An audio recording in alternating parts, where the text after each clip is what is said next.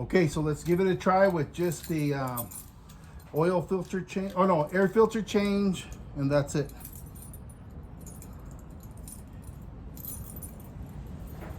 Oh, and I did add gas.